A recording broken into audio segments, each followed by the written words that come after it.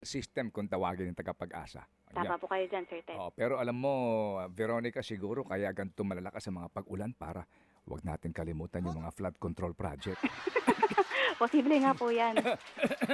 Ang aga mo napatawa si Veronica. Ginagawa talaga ni Lord yan.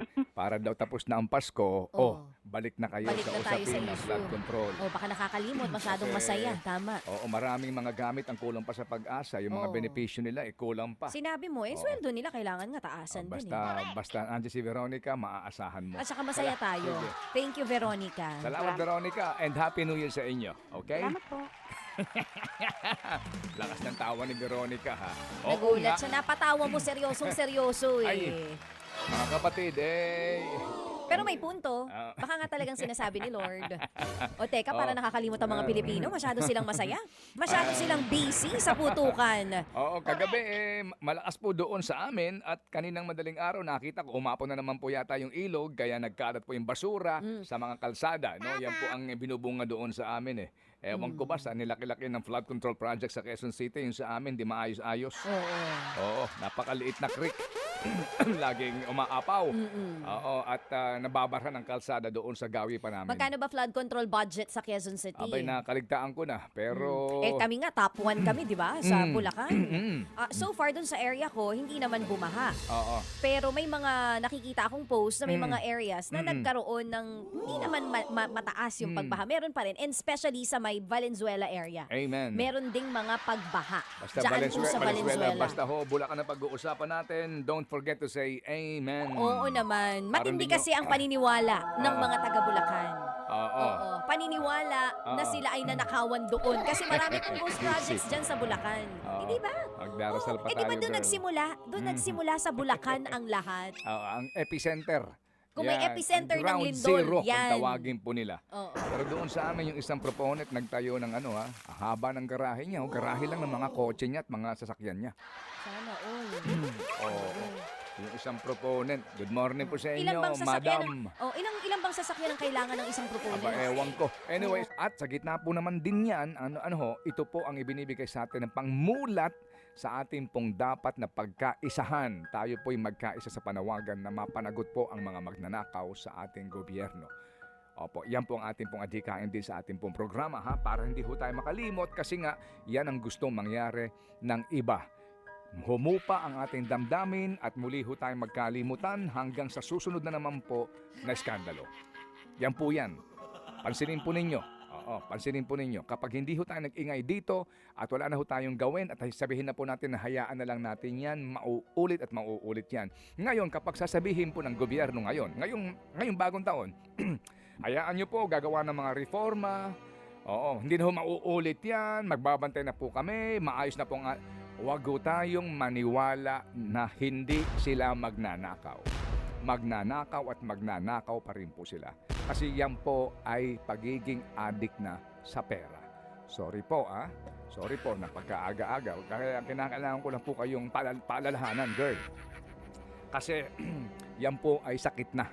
Yung pong pagiging magnanakaw. Sakit na po nila yan. Mawalang galang lang po sa mga snatcher. Mga small time magnanakaw yan. At saka yung mga snatcher sa na mga yan, na nasa shoplifter po, kalsada. pasintabi lang po, mawalang galang. Pasintabi sa kanila. Yan ang po mga ang mga mabibilis walang mahuli. kabusugan. Yung pong ang lalaki na po ng sweldo, ang lalaki na po ng bonus, ang lalaki na po ng mga kita nila, mayayaman na sila pero wala silang kabusugan. Hindi tumitigil. Hindi tumitigil. Tsaka itong mga itong kinakain talagang pera na. Pera, kinakain. Sobra ka naman. Ay, hindi ba? gusto Akala ko kaya hindi sila Ang gusto kong tumitigil. kainin nila barya. Oo. Akala ko Hindi kasi sila kaya hindi sila mag-unawan. tumitigil kasi kinakain nila yung pera. Sorry, ang aga-aga pero ewan ko ba. Ako sa pagising ko sa umaga bago ko umalis ng bahay, panalangin ko, gabayan ako sa aking mga sasabihin Maghunos dili pero ewan ko pa parang nagkukusa. Sorry po kasi kapag nakausap mo si Ninyo, nakausap mo itong ating mga nakakapanayam, yung pong isang tampok natin na isa pong retired teacher diyan sa Antipolo, hindi ho ba? Maaawa ka at maiiyak ka sa kondisyon pero hindi mo nga ma-attain kung bakit sa gitna ng napakayayaman na nila. May mga helicopter na sila, may mga yate na sila, may mga beach house na sila, may mga building sila sa Timog. Hindi ba? May mga bahay na sila sa mga mamahaling subdivision sa Quezon City at sa Mandaluyong, sa San Juan, sa Pasig, lahat na. Pero ay pa rin tumigil, hindi ba? Kaya tuloy po tayo sa ating panawagan this morning. Friday ngayon ang ating kasuotan. Anong sinasaad, baby girl? Ikulong, mandarambong kung sila ay hindi tumitigil sa pagnanakaw ng pera. Tayo naman ay hindi titigil din sa paghingi po ng hustisya at accountability dito sa mga taong sangkot sa pagnanakaw po sa pera ng bayan na pinaghihirapan po natin araw-araw. Wag ho tayong tumigil ha mga kapatid. Wag ho tayong magsasawa. Wag ho tayong lulubay mga kapatid dahil yan po ang kanilang gusto. At sabihin nila na ayan. Kailan ang susunod na rally? Hello! Baka pwede na ulit dahil tapos na ang festivities. Susunod na grand rally? Hello! Ang susunod ba na grand rally ay magkakaisa na tayo? Wala nang kulay-kulay?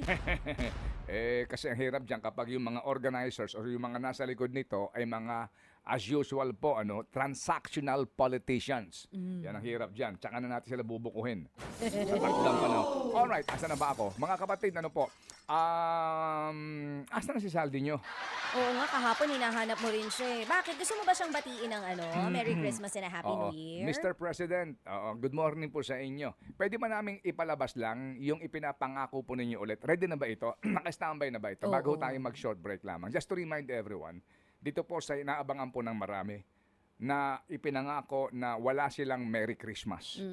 Si Sara Diskaya nasa Cebu na po nakakulong. Okay, Sara Diskaya. Perhaps siguro po ako ang aking panalangin sincerely, magkaroon siya ng yung pagkakataon po to really contemplate at maisipan niya na magsabi na ng pawang katotohanan. Kasi nung una naintindihan ko, sabi ko baka hindi pa nagsisinkin sa kanya yung kanyang kinakaharap na napakalaking problema. Kulong ito eh. Ngayon po, wala sa kanya makakasalba dito. Kung magsasabi siya ng katotohanan lamang talaga, kung sino-sino ang kanya pong mga kasapakat na mga proponents at maglabas ng ebidensya, baka most likely po, baka magkaroon pa ng negosasyon para mabawasan ang kanyang sentensya. Kasi sila lang mag-asawa sigurado makukulong. Kaya sana po may lumapit sa kanya o kaya po magsabi sa kanya na, Sara, magsabi ka na ng pawang katotohanan. Ngayon, ito muna mga kapatid sa katanungan po ng isang taga-media doon sa kanyang open forum pagkatapos po ang kanyang presentasyon, panoorin po natin ito. Yeah. The first question will be from Alvin Baltasar. Mr. President, magandang umaga po. Mr. President, nabanggit nyo yung sa presentation, meron ng mga nasampahang kaso at ang hinihintay po talaga ng taong bayan, merong makulong. Ang tanong ko po, Mr. President, kailan po kaya mangyayari na may makukulong at kailan po ito? Palagay ko, hindi palagay ko, alam ko, bago magpasko, marami dito sa napangalanan dito ay palagay ko matatapos na yung kaso nila, buo na yung kaso, makukulong na sila. Wala silang Merry Christmas. Before Christmas, makukulong na sila. Opo, November 13 po ito mga kapatid, 49 days since po sinabi yan ng Presidente. Yung sinasabi niyang nasa mga listahan na iyon, may nabanggit siya doon, that time po, noong pong pag-freeze ng accounts. Alright? Opo. Tama? Yes. Sila Henry, Boss Henry. Si Boss Henry Alcantara, si Bryce Hernandez, si JP Mendoza. Okay. Ang Pero mga meron din siya starring sinasabi sa after Bulacan. that, na mga nag-anunsyo siya.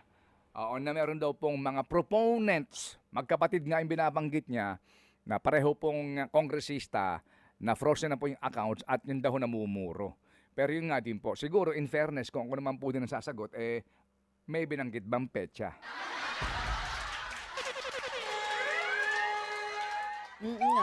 Baka masabihan pa tayo pag nagtanong tayo kailan may makukulong. Masyado kayong adelantado. Yun na nga, babalikan tayo. Masyado naman kayo nagmamadali.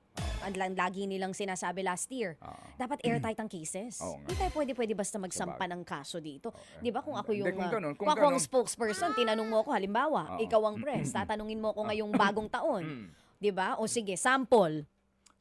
Nang tanong mo kung kailan may makukulong.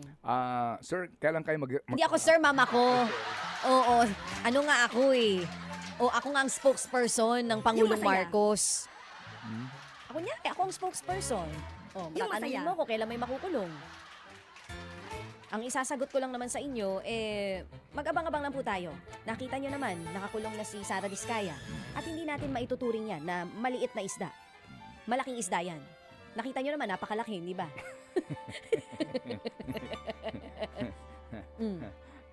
Oh, hindi ba? Alas 6:34 na. Sabi ko maghuhunos dili muna ako, girl. Oo. Kasi ano Maya-maya na ang birahe. Ano pa masabi ko dito? Oo.